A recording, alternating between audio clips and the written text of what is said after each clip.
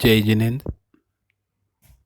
आचार्य हरिभद्र द्वारा लिखित षड दर्शन समुच्चय के आधार पर हम भारतीय दर्शन के स्वरूप को संक्षेप में समझने का प्रयास कर रहे हैं और उसी के अंतर्गत अभी हम जैन मत की चर्चा कर रहे हैं। कल हमने तत्व मीमांसा के अंतर्गत जैन दर्शन में मान्य जीव तत्व के स्वरूप की चर्चा की थी और जीव तत्व के स्वरूप को विविध दर्शनों के संदर्भ में समझने का प्रयास किया था। आज अजीव तत्व की चर्चा हम प्रारंभ करने वाले हैं। देखिए, यहाँ जीव तत्व मीमांसा की बात यहाँ जो कही गई है उसमें गाथा नंबर 47, 48 इनके माध्यम से ये चर्चा की गई है।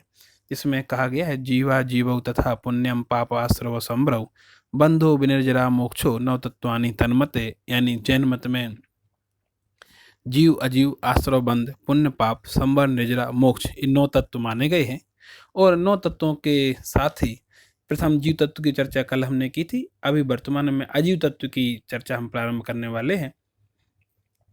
उसी सिद्धांत को हम अपनाएंगे, स्वरूप संख्या विषय और फल, इस दृष्टि से ही चर्चा हम आगे बढ़ाएंगे। अजीव तत्व के संदर्भ में जो गाथा ग्रंथ में दी गई है वो है चैतन्य लक्षणो जीवो यश चैत एतद विपरीतवान अजीवः स समाख्यातः पुण्यम सत्कर्म पुद्गलः। देखिए, यहाँ चूंकि आगे से आगे स्वरूप यहाँ बताया गया है इसलिए सा अजीवा तक यहाँ पर अजीव की परिभाषा है, जिसमें स्पर्श रस गंध और वर्ण पाया जाए, जो चेतना से रहित हो तथा जो 6 द्रव्यों में से पुद्गल की अपेक्षा मूर्त हो तथा धर्म अधर्म आकाश और काल द्रव्य की अपेक्षा अमूर्त हो, उसे अजीव तत्व कहते हैं। ये बात यहाँ पर अजीव तत्व के संदर्भ में कही गई। तो इसके साथ ही पुद्गल कर्म पुद्गल भी अजीव ही हैं, ये भी क्लियर कर दिया गया और कर्म पुद्गल में के ही पुण्य और पाप ये 2 भेद यहाँ पर कह दिए गए। चूंकि कर्म बंध आश्रव होता है और आश्रव शुभ अशुभ 2 प्रकार का होता है, इसलिए चूंकि बंध कर्म का होता है तो कर्म के ही 2 भेद यहाँ पर पुण्य पाप के रूप में कर दिए गए। वापस से तत्व अजीव तत्व के प्रकार क्या क्या हैं, अजीव तत्व की संख्या प्रकार के अंतर्गत आ जाएगी, इसका विषय क्या है, अजीव तत्व को जानने से लाभ क्या है, इसकी चर्चा हम आज विशेष रूप से यहाँ करेंगे। देखिए, ग्रंथ में पेज नंबर 248 पर अजीव तत्व की चर्चा प्रारंभ हुई है और वहाँ इतना ही लिखा है कि जीव से उल्टे लक्षणों वाला अजीव होता है, अर्थात जो जीव से विपरीत लक्षण वाला हो वह अजीव पदार्थ है। एतद विपरीतवान, यह पाठ कहीं कहीं मिलता है। इसका तात्पर्य है जीव से विपरीतता यानी उल्टापन जिसमें पाया जाए वह अजीव है, यानी जो चलता फिरता ना हो, जो श्वास ना लेता हो, जिसमें प्राण ना हो, जो आयु ना हो, चेतना ना हो, ज्ञान ना हो, वो सब अजीव तत्व है। और हो क्या, स्पर्श रस गंध वर्ण, ये 4 चीज़ें उसमें जरूर पाई जानी चाहिए। तो ये जीव के संदर्भ में अजीव के संदर्भ में यहाँ स्वरूप बता दिया गया। अब अजीव तत्व के भेद प्रभेदों की थोड़ी हम चर्चा करते हैं, क्योंकि भेद को जाने बिना हमारी बात पूरी नहीं होती। तो अजीव तत्व के 2 भेद किए, रूपी अरूपी और रूपी। अरूपी तत्व क्यों करना पड़ा, क्योंकि अभी हमने कहा था कि अजीव तत्व में ही पंचास्तिकायों में से जीव द्रव्य को छोड़ दिया जाए तो शेष जो 5 द्रव्य हैं यानी अजीव, पुद्गल, धर्म, अधर्म, आकाश और काल, ये 5 द्रव्य अजीव तत्व के अंतर्गत ही आते हैं। और इन 5 द्रव्यों में धर्म द्रव्य, अधर्म द्रव्य, आकाश द्रव्य और काल द्रव्य ये कैसे हैं, अरूपी हैं, अमूर्त हैं, दिखाई नहीं देते। और जो रूपी है वह एकमात्र पुद्गल द्रव्य है, पुद्गलास्तिकाय है, अजीव तत्व है। अजीव कहें, पुद्गल कहें, जड़ कहें, एक ही बात है। इन सब के भेदों की दृष्टि से बात करें तो धर्म द्रव्य इसके स्कंद देश प्रदेश तीनों भेद होते हैं। अधर्म द्रव्य के भी स्कंद देश प्रदेश के रूप में भेद होते हैं। आकाश द्रव्य में भी स्कंद देश और प्रदेश ये भेद होते हैं। और काल द्रव्य, इनमें भी स्कंद देश और प्रदेश की दृष्टि से भेद यहाँ पर हम देख सकते हैं। और जब पुद्गल यानी रूपी द्रव्य की बात करेंगे तो रूपी यानी मूर्त, जो दिखाई देता है, जिसमें स्पर्श रस गंध वर्ण ये पाए जाते हैं, उसे पुद्गल कहते हैं। और पुद्गल की जब हम बात करेंगे तो इसमें भी स्कंद देश प्रदेश और परमाणु यानी सबसे सूक्ष्म, जो सहज रूप से दिखाई नहीं देता, स्कंद रूप में ही दिखाई देता है। माइक्रोस्कोप आदि के द्वारा भी हम परमाणु को नहीं जल्दी से देख पाते हैं। फिर प्रदेश, जितने आकार को वो घेरता है। फिर देश यानी वो उसका अस्तित्व बता देना, कहाँ पाया जाता है। और फिर स्कंद, उसका संख्यात परमाणु मिलकर के एक स्कंद बनाते हैं जो हमें दिखाई देता है। इसके साथ साथ इसको हम ऐसे भी देख सकते हैं, देखिए जहाँ अगर हम यहाँ बैठे हैं, पढ़ रहे हैं, अगर हमारे जिस कमरे में हम बैठ के पढ़ रहे हैं वहाँ से ऊपर दीवार में कोई छेद हो या छत में कोई छेद हो, वहाँ से प्रकाश की एक लेयर, एक किरण अंदर आ रही हो रूम में, तो उस प्रकाश पाइप में, ट्यूब में हम देखें बहुत सारी चीज़ें हमें सहज उड़ती हुई दिखाई देंगी। परंतु जैसे हम उस लेयर को, उस पाइप को बंद कर दिया जाए, प्रकाश के रास्ते को, तो पाइप हट जाएगा, तो हमें कुछ भी उड़ता हुआ दिखाई नहीं देता। तो अचानक से उस प्रकाश लाइट के पाइप में बहुत सारी चीज़ें उड़ती हुई कहाँ से दिखाई दी? अर्थात बहुत सारे स्कंद जो सूक्ष्म हैं, जो चारों तरफ फैले तो हैं, परंतु हमें अपनी इन चरम चक्षुओं से बिना किसी सहायता के, बिना किसी उपकरण के दिखाई नहीं देते। और जैसे ही कोई विशेष निमित्त संयोग मिलता है तो वो चीज़ें दिखाई देने लगती हैं। जैसे माइक्रोस्कोप से क्या करते हैं, उसी चीज़ को जो हम नहीं देख पा रहे उसे देख लेते हैं। ये तो हुई वस्तुओं की बात। अभी जो गाथा में बात आई थी कि कर्म ही शुभ अशुभ या पुण्य पाप के रूप में होते हैं, तो भाषा वर्गणा के परमाणु भी पुद्गल ही हैं। यानी मैं जो शब्द बोल रहा हूँ, जिन शब्दों को आप सुन रहे हैं, वो शब्द भी पुद्गल ही हैं, वो भाषा वर्गणा के परमाणु कहलाते हैं। इसका मतलब क्या हुआ कि आवाज़ भी पुद्गल ही है। जो शब्द हमारे कानों में पड़ रहे हैं वो पुद्गल रूप ही हैं। भाषा वर्गणा के परमाणु क्रिया रूप होने से मूर्त हैं। अब वो मूर्त भाषा सुनाई तो देती है पर दिखाई कहाँ देती है? भाई मैं शब्द बोल रहा हूं तो आप सुन तो पा रहे हैं पर दिखाई दे रहे हैं क्या? दिखाई नहीं दे रहा है। परंतु उन शब्दों का जो क्रियात्मक परिणाम हमें दिखाई देता है। जैसे मैंने कहा पत्थर, इसका मतलब मुझे पत्थर चाहिए तो आपने एक पत्थर उठाया, तो यद्यपि मैंने शब्द जो बोला वो शब्द आपको दिखाई नहीं दिया, लेकिन शब्द का क्रियात्मक रूप आपको दिखाई देता है। इसलिए क्रियात्मक रूप की अपेक्षा से पुद्गल में, भाषा वर्गणा में भी रूपी होने का अनुमान किया जा सकता है। तो ये हमने यहाँ अजीव तत्व के भेदों की बात की। अब भेदों के साथ साथ पुण्य और पाप, इन दो तत्वों की चर्चा भी यहाँ पर आती है, तो उनकी चर्चा भी हम यहाँ करेंगे, क्योंकि पुण्य तत्व और पाप तत्व को समझे बिना कार्य पूरा नहीं होता। और ये तो बहुत सहज है, जरूरी भी है। ग्रंथकार ने भी यहाँ कहा है कि जब आप जीव और अजीव दो ही मुख्य तत्व हैं तो दो की ही चर्चा कर देते, अलग से पुण्य पाप की चर्चा की आवश्यकता क्या थी? तो आचार्य कहते हैं चूंकि पुण्य पाप विशिष्ट हैं, जल्दी से जो सामान्य जन है, अज्ञानी हैं या अल्पज्ञानी हैं, वो इनको पृथक रूप से ही स्वीकार करना चाहते हैं, तत्वों के रूप में नहीं मानते हैं। और पुण्य पाप एक अलग क्रियात्मक धर्म क्रिया से भी जुड़ा हुआ है, तो परंतु वह तत्व का ही एक भेद है, ऐसा जल्दी से नहीं मानते, विशिष्ट है। इसलिए पुण्य पाप की चर्चा अलग से की गई है। तो पुण्य क्या चीज है? एक अजीव तत्व के बारे में मैंने आपको सब बता दिया। जिसमें स्पर्श, रस, गंध, वर्ण पाया जाता हो उसे पुद्गल यानी अजीव कहते हैं। चेतना लक्षण से रहित हो वह भी अजीव है। और द्रव्यों की दृष्टि से धर्म, अधर्म, आकाश और काल, ये चार द्रव्य भी अजीव ही हैं। पुद्गल द्रव्य तो अजीव है ही। अब आती है बात पुण्य की। पुण्य किसे कहते हैं? वह क्रिया जिसमें हिंसा ना हो तथा जो विशुद्ध भाव से की जाए, जिससे किसी को कोई कष्ट ना हो, ऐसी शुभाशुभ रूप यानी शुभ भाव रूप क्रिया को पुण्य कहते हैं। सत प्रशस्त कर्म पुद्गलों को पुण्य कहते हैं।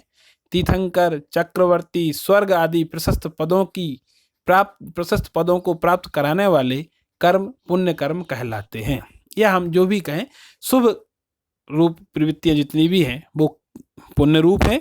अब पुण्य शब्द हम अपने आप में कहते हैं पूजा पाठ करो पुण्य होगा, दया दान करो पुण्य होगा, अच्छा सोचो पुण्य होगा, भला करो पुण्य होगा। और आपको याद हो मैंने एक बार कहा था कि व्यास ऋषि हुए वैदिक परंपरा, उन्होंने 18 पुराण लिखे। जब उनसे पूछा गया कि आपने इतना सारा पुराण लिख दिया, इनको कौन पढ़ेगा, आप तो इनका सार बता दीजिए। तो उन्होंने कहा अष्टादश पुराणेषु व्यासस्य वचनद्वयम् परोपकाराय पुण्याय पापाय परपीडनम। अर्थात व्यास ने जो 18 पुराण लिखे हैं, उन 18 पुराणों का सार अगर कोई जानना चाहे तो दो ही वचन मैंने कहे हैं 18 पुराणों में, परोपकाराय पुण्याय पापाय परपीडनम। यानी दूसरों का उपकार करना, भला करना पुण्य है, और दूसरों का अपकार करना, बुरा करना, कष्ट देना वो पाप है। तो पुण्य और पाप की व्याख्या उन्होंने इस रूप में की। वही व्याख्या हमारे यहाँ भी की गई है कि जितनी भी शुभ क्रियाएं हैं जिसमें किसी भी प्रकार से पाप कार्य ना हो, कसाय कार्य ना हो, किसी को कष्ट ना होता हो, वो पुण्य है, और किसी को कष्ट होता हो तो वो पाप है। पुण्य के भेद: पदार्थ पुण्य, योग पुण्य और विनय पुण्य। ये पुण्य के 3 भेद यहाँ पर विशेष रूप से बताए गए हैं। अब पदार्थ पुण्य क्या चीज है? पदार्थ पुण्य की दृष्टि से देखें, मतलब हम पुण्य करना चाहें तो पदार्थ की दृष्टि से पुण्य करें। पदार्थ क्या है? अन्न, पान, लयन और शयन, ये पदार्थ पुण्य है। अन्न भोजन आदि, पान पेय पदार्थ, लयन और शयन अन्न को पालन पोषण करना और कुछ सुविधाओं को उपलब्ध करा देना। मान लो कोई साधु है, आहार पानी की व्यवस्था करना, उनके विश्राम आदि की व्यवस्था करना, सेवा आदि करना, ये पदार्थ पुण्य है। ऐसे ही किसी व्यक्ति विशेष को भोजन पानी की व्यवस्था कर देना, लयन शयन पालन पोषण की व्यवस्था करना, वो सब पदार्थ पुण्य है। योग पुण्य क्या चीज है? मन, वचन और काय, इन तीनों के द्वारा मन से शुभ सोचना, वचन से शुभ बोलना और काय से शुभ रूप प्रवृत्ति करना, ये योग पुण्य है। ऐसा नहीं कि मन में तो हम अच्छा सोच रहे हैं पर वचनों में आप शब्द बोल रहे, अथवा काय में विपरीत प्रवृत्ति कर रहे, अथवा काय से अच्छा करने का दिखावा कर रहे हैं, मन में अशुभ प्रवृत्तियां हैं, तो ऐसा नहीं होना चाहिए। तो मन वचन काय की एक रूप अवस्था को योग पुण्य कहते हैं। फिर आता है विनय पुण्य। विनय पुण्य क्या है? पंच परमेष्टि की विनय करना, वंदना करना। पंच परमेष्टि कौन से हैं? अरिहंत, सिद्ध, आचार्य, उपाध्याय, साधु, ये पांचों परमेष्टि हैं। चूंकि ये परम पद पर स्थित है, जो परम पद में स्थित हो उन्हें परमेष्टि कहते हैं। ये पांचों परमेष्टि और इनकी वंदना करना, पूजा भक्ति आदि करना, ये विनय पुण्य है। इसके साथ साथ चतुर्विध धर्म संघ की वंदना करना, यानी मुनि, आरिका, श्रावक, श्राविका, इन चतुर्विध धर्म संघ की वंदना करना भी विनय पुण्य है। तो संक्षिप्त में हम कहें तो देव गुरु धर्म की वंदना करना, पूजा करना, रक्षा करना, उनके बताए मार्ग पर चलना, ये विनय पुण्य के अंतर्गत आता है। ये पुण्य तत्व की बात हुई। अब बात करते हैं पाप की। पाप किसे कहते हैं? देखिए, कहने की आवश्यकता नहीं है, हम सब इजीली इस चीज को समझ सकते हैं कि पाप क्या चीज है। पाप का स्वरूप क्या है? समस्त अशुभ क्रियाएं पाप ही है। जितनी भी अशुभ क्रियाएं हैं वो सब पाप है। यानी बुरे कार्य जितने भी हैं, अपकार के कार्य हैं, कष्ट देने के कार्य हैं, वो सब पाप है। अप्रशस्त कर्म पुद्गल पाप कहलाते हैं, जिनसे नरक एवं त्रियंच गति की प्राप्ति हो, अशुभ फल की प्राप्ति हो, वे सभी क्रियाएं पाप कर्म कहलाती हैं। पाप कितने प्रकार के होते हैं? बोले पाप 5 होते हैं: हिंसा, झूठ, चोरी, कुशील और परिग्रह। ये 5 पाप तो हैं ही, परंतु पाप का बाप भी एक कहा गया है। कहा है कि लोभ पाप का बाप है, अर्थात लोभ रूप प्रवृत्ति होगी तो निश्चित ही ये 5 पाप वहां होंगे ही होंगे। लोभ क्या चीज है? कसाय है। क्रोध, मान, माया, लोभ एक कसाय है, और इन कसायों में जो लोभ है वह समस्त पाप क्रियाओं का हेड है, और जहां वो होता है वहां समस्त पाप क्रियाएं कौन कौन सी? हिंसा, झूठ, चोरी, कुशील और परिग्रह, ये पांचों की पांचों प्रवृत्तियां वहां होती ही हैं। अब ये पाप का स्वरूप आपको बताया। अब पाप के भेद, 18 भेद होते हैं पाप के। उन 18 भेदों की चर्चा हम यहाँ अभी थोड़ा सा करते हैं। देखिए, पाप के 18 भेद। सबसे प्राणातिपात, किसी के प्राणों का हरण कर देना। मिर्सावाद, झूठ बोलना। अदत्त दान, यानी किसी की बिना दी हुई वस्तु का ग्रहण करना, वो चोरी है।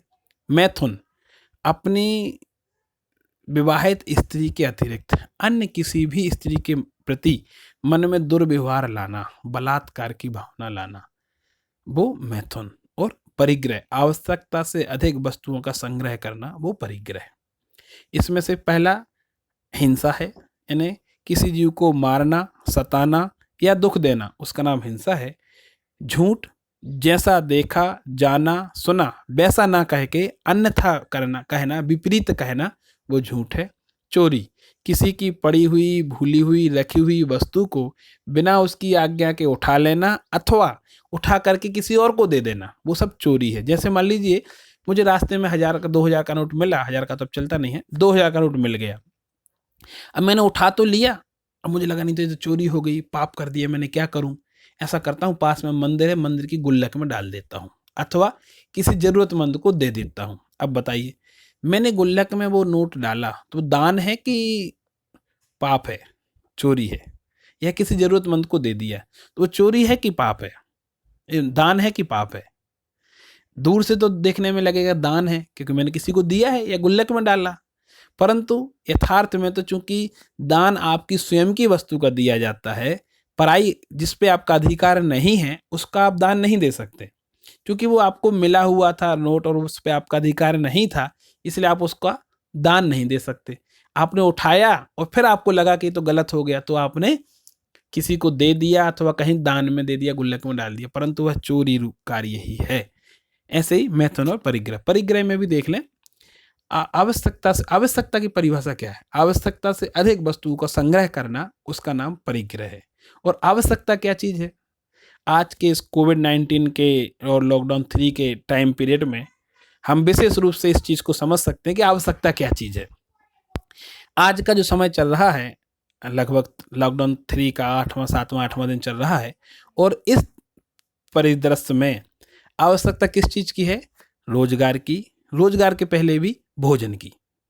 तो अगर हमारे पास अधिक मात्रा में भोजन की व्यवस्था है और किसी के पास नहीं है, तो हम उसे भोजन उपलब्ध कराएं। ऐसा नहीं कि हम उसको कलेक्ट करके बैठ जाएगा, अचानक से पता चला भाई लॉकडाउन 4 भी होने वाला है, तो ऐसा करें हम बहुत सारा परिग्रह कर लें। आज के इस दौर में बहुत सारी दुष्प्रवृत्तियां देखी जा रही हैं। व्यापारी माल का इकट्ठा संग्रह कर रहे हैं कि जब मौका मिलेगा तब पैसा कमा के बेचेंगे। जिनके पास है, जो दुष्प्रवृत्ति वाले लोग हैं, वो खाद्य सामग्री का संग्रह करके बैठे हैं, परंतु सभी ऐसे नहीं हैं। बहुत सारे उदार चित्त भी हैं जो स्वयं भूखे रह के भी दूसरों को भोजन कराने की प्रवृत्ति में लगे हुए हैं, और लाखों लोगों को भोजन आदि उपलब्ध भी कराया जा रहा है। तो जो ऐसी विचारधारा वाले हैं वो तो परिग्रह से रहित विचारधारा वाले, यानी जो परोपकार की प्रवृत्ति में लगे हुए हैं। परंतु जो परोपकार की जगह अपकार की प्रवृत्ति में लगे हुए हैं, मेरा पेट भरे दुनिया जाए भाड़ में, ऐसी प्रवृत्ति वाले हैं, वो तो निश्चित ही पाप कार्य कर रहे हैं। फिर आता है भेद, क्रोध, गुस्सा, फिर मान, अभिमान, माया, छल कपट, लोभ, अभी आपको बताई समस्त पापों की जड़ है, यानी संग्रह की वृत्ति। फिर द्वेष, द्वेष यानी किसी का बुरा करने का विचार। देखिए ये बहुत सहज है, हम बहुत जल्दी किसी की बातों में आके भी द्वेष भाव अपना लेते हैं। किसी ने कुछ कहा हो चाहे ना, लेकिन कोई व्यक्ति आया जिस पे हमें थोड़ा बहुत भी विश्वास है, उसने हमारे जो परम मित्र हैं उसके बारे में कुछ उल्टा सीधा कह दिया, तो देखिए अच्छाई का इफेक्ट हमारे ऊपर नहीं होता, लेकिन बुराई बहुत जल्दी हमारे ऊपर असर कर जाती है और तुरंत हम बुरी बात को तुरंत स्वीकार कर लेते हैं। इसलिए द्वेष भाव हमारे अंदर बहुत जल्दी फैल जाता है। राग उतने जल्दी नहीं फैलता, राग में तो हम बहुत सारी परीक्षाएं करने लगते हैं, लेकिन द्वेष के लिए किसी परीक्षा की आवश्यकता नहीं होती, हम सहज ही द्वेष भाव को स्वीकार कर लेते हैं। फिर आता है कलह। जब राग द्वेष होता है तो द्वेष के बाद कलह ही होती है, यानी लड़ाई झगड़ा। और जब कलह होती है तो क्या होता है? अभ्याख्यान, जो हमें नहीं कहना चाहिए ऐसे अपशब्दों का प्रयोग भी हमारे द्वारा होता ही है, वो अभ्याख्यान के अंतर्गत आता है। फिर आता है पैशून्य। पैशून्य एक दोष है, गुप्त बात को बाहर बता देना, जो बातें पब्लिकली नहीं कही जानी चाहिए, ऐसे क्षुद्र वितंडा आदि करने लगना, पैशून्य, या किसी को कष्ट ही पहुंचा देना, शारीरिक हानि पहुंचा देना। फिर पर परिवाद, दूसरों से लड़ाई झगड़ा करने पहुंच जाना। स्वयं की लड़ाई झगड़ा नहीं है, वो कहते हैं ना कि मित्र का किसी से झगड़ा हुआ और हम जाके मित्र को तो साइड में किया और हम उससे लड़ने लगे, तो वो प्रवृत्ति में पहुंच जाए। फिर रति अरति, अच्छा बुरा की भावना, माया मृषा, छल कपट और झूठ, दोनों एक साथ। रति अरति, एक ही व्यक्ति है, कुछ चीजों में तो हम उसे अच्छा कह रहे हैं और वहां बुरा भी उसे कह रहे हैं, तो एक ही समय में ना तो वो अच्छा ना बुरा, दो नहीं हो सकते। छल कपट और झूठ, ये दोनों एक साथ ही हो, जहां आप झूठ बोलोगे वहां कहीं ना कहीं आप छल कपट कर ही रहे हो। ऐसे ही मिथ्या दर्शन और शल्य। देखिए मिथ्या दर्शन से तात्पर्य क्या है? जो वस्तु का स्वरूप जैसा है उसको वैसा ना मानकर विपरीत मानना, वो मिथ्या दर्शन है। और इसके साथ साथ मिथ्या दर्शन में भी हम देखें कि मिथ्यात्व शब्द जो है वह है मिथ्या दर्शन, मिथ्या ज्ञान, मिथ्याचार, तीनों को लिए हुए है। और इसके साथ साथ मिथ्यात्व ऐसे नहीं होता, 5 प्रकार का होता है मिथ्या दर्शन। विपरीत, एकांत, विनय, संशय और अज्ञान। ये 5 प्रकार का मिथ्या दर्शन है। और फिर उसके साथ साथ शल्य शब्द और जोड़ दिया गया। जैसे एक तो करेला कड़वा होता ही है, और नीम के पेड़ पर वो उस करेले की बेल लगी हो तो वो क्या होगा, और कड़वापन आ जाएगा।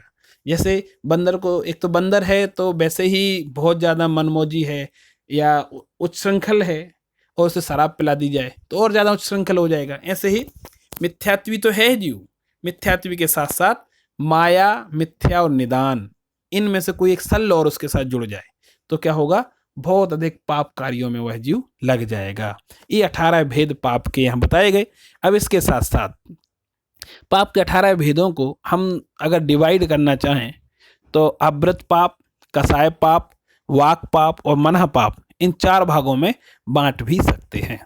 अव्रत पाप से तात्पर्य जिसमें कोई व्रत नहीं होता, संयम नहीं होता, असंयम के कारण उत्पन्न होने वाले पाप क्रियाएं, हिंसा, मृषादान यानी झूठ, अदत्तदान यानी चोरी, मैथुन यानी अब्रह्म और अपरिग्रह का विपरीत परिग्रह। हिंसा, झूठ, चोरी, कुशील, परिग्रह, ये 5 अव्रत पाप हैं, यानी व्रत के अभाव में होने वाले पाप।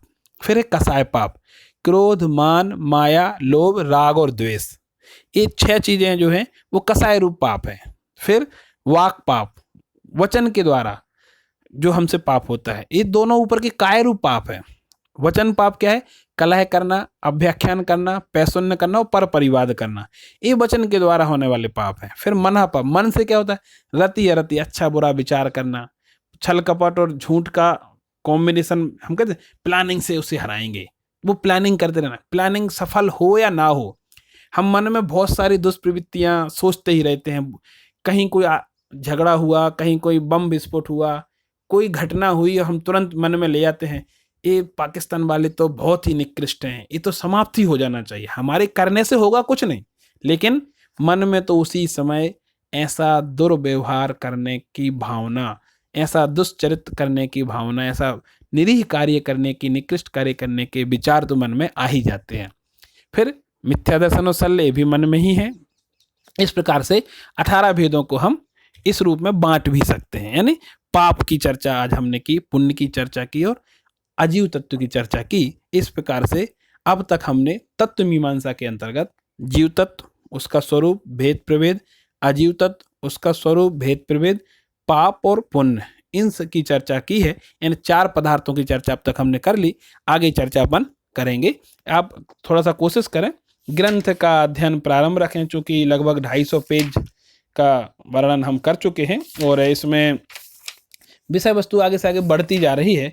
हम भी कोशिश कर रहे हैं कि चूंकि इसमें बहुत सारे शंका समाधान भी बीच बीच में दिए हैं और पुण्य और पाप के आश्रमों की बात भी कही गई है, परंतु मैं उन शंका समाधान को यहाँ इसलिए नहीं ले रहा हूँ कि विषय बहुत बड़ा हो जाएगा। तो बीच का विषय जो मैंने छोड़ा है उसे आप कल तक पढ़ लें और कोई शंका हो तो मुझे बताएं। कल अपन निश्चित ही आश्रव तत्व की चर्चा करेंगे। जय जिनेंद्र।